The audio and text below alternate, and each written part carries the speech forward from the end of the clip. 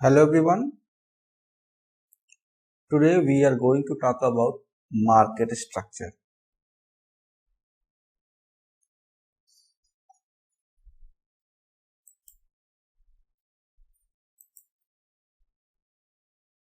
सबसे पहले हम लोग समझेंगे what is the meaning of market. तो जैसे कि मार्केट हम साधारण यह कहते हैं कि एक स्थान होता है, एक जगह होता है जहां पर बायर्स और सेलर एक दूसरे के कांटेक्ट में आकर गुड्स एंड सर्विसेज को परचेज करते हैं। लेकिन इकोनॉमिक्स में मार्केट बहुत ही ब्रॉडर है।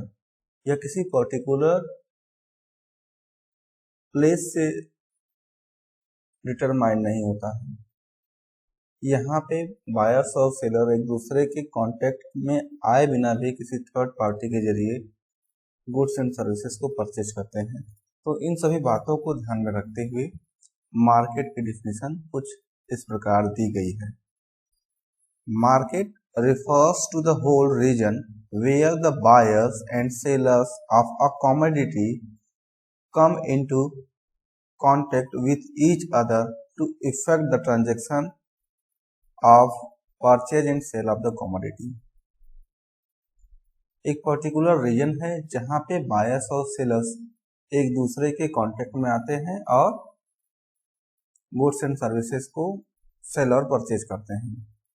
तो ये स्थान कोई एक फिजिकली जाकर भी लोग वहां पे गुड्स एंड सर्विसेज को परचेज कर सकते हैं। डायरेक्ट सेलर और बायर एक दूसरे से कांटेक्ट करके गुड्स एंड सर्विसेज को परचेज कर सकते हैं। अब तो ऑनलाइन का जमाना है।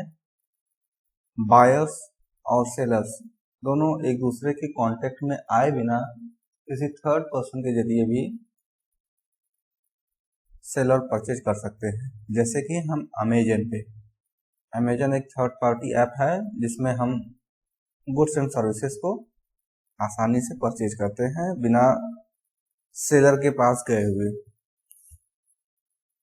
अब इसके बाद हम लोग बात करेंगे constituents of markets. What are the essential constituents of market. Market का के लिए क्या क्या बातें आवश्यक हैं। तो पहली बात है एन एरिया, एक एरिया होना चाहिए। अब ये एरिया आपका फिजिकल भी हो सकता है और आपका इंटरनेट के जरिए भी जुड़े हो सकते हैं। तो in economics a market does not mean a particular place but the whole region where sellers and buyers of a product are spread। Modern models of communication and transport have made the market area for a product very wide। तो कोई physical place नहीं सकता है, एक reason है जहां पे buyers और सेलर्स एक दूसरे के कांटेक्ट में आते हैं और गुड्स एंड सर्विसेज को परचेज करते हैं, परचेजिंग और सेलिंग करते हैं। कमोडिटी, किसी पर्टिकुलर कमोडिटी का मार्केट हो सकता है, जैसे ज्वेलरी मार्केट, लेबर मार्केट, किसी पर्टिकुलर गुड्स का मार्केट। तो हर अलग अलग टाइप का मार्केट हो सकता है। यानी कि कोई अगर मार्केट है तो वहां पे कमोडिटी होगी, उस कमोडिटी का सेलिंग और परचेजिंग होगा। तीसरी बात मार्केट के लिए there should be buyers and seller, buyer और सेलर होने चाहिए। फोर्थ जो इम्पोर्टेंट कंस्टिट्यूएंट है वो है फ्री कंपटीशन। बहुत सारे बायर्स होंगे, बहुत सारे सेलर होंगे, फ्री कंपटीशन हो सकता है मार्केट के लिए। तो these are the very essential constituents of market. आप इसको सिंपली पढ़े। फिर आता है market structure. Market structure refers to number and types of firms operating in the industry। इसी इंडस्ट्री में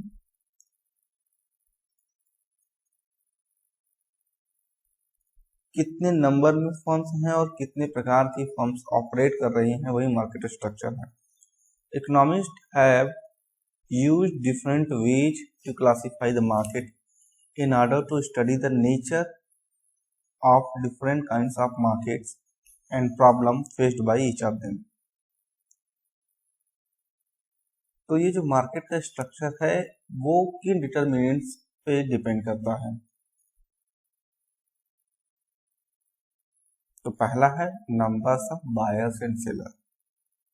अगर नंबर्स ऑफ बायर्स और सेलर बहुत ज़्यादा होगा तो वो एक अलग तरीके का मार्केट होगा जिसमें कंपटीशन बहुत ज़्यादा होगा। अगर सेलर्स बहुत ज़्यादा हैं, बायर्स भी बहुत ज़्यादा हैं, तो वो आपका परफेक्ट कंपटीशन हो सकता है। मतलब कहने का मतलब है कि जो डिटर्मिनेंट्स हैं उसके आधार पे मार्केट का क्लासिफिकेशन होगा। बहुत ज़्यादा बायर्स होंगे, बहुत ज़्यादा सेलर्स होंगे, तो वो एक अलग टाइप का मार्केट होगा। हो सकता है केवल एक सेलर हो और बहुत सारे बायर्स हो, तो ये एक अलग टाइप का मार्केट है। हो सकता है केवल एक बायर हो और बहुत सारे सेलर हो।